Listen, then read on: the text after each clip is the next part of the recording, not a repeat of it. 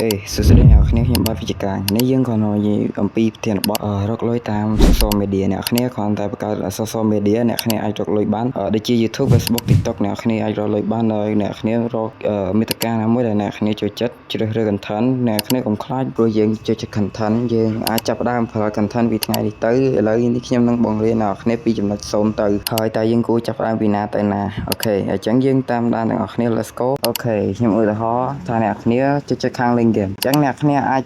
record game នោះអ្នកនរហើយអ្នកនរគ្រាន់តែយកមក voice over បានជាការស្រេចហើយអ្នកនរមិនបាច់ភ័យទេទៅលើម៉ោងផុសអ្នកនរអាចផុសចាប់ពីក្បាលប្លុកបានដោយសារតែប្លុកគឺស្វោមនុស្ស scroll មែនតើហើយអ្នកនរមិនបាច់ផុសពេលព្រឹកទេឬពេលថ្ងៃព្រោះពេលព្រឹកពេលថ្ងៃគឺមនុស្សយើងតែងតែចូលរវល់ក្នុងការងារអញ្ចឹងអ្នកនរអាចបដូរម៉ោងផុសបានគឺយើងអាចផុសពីម៉ោង6ល្ងាចទៅរហូតដល់ម៉ោង8យប់អ្នកទាំងអស់គ្នាគឺម៉ោងហ្នឹងគឺមានអ្នកមើលច្រើនអញ្ចឹងយើងចាប់ដើមទាំងអស់គ្នា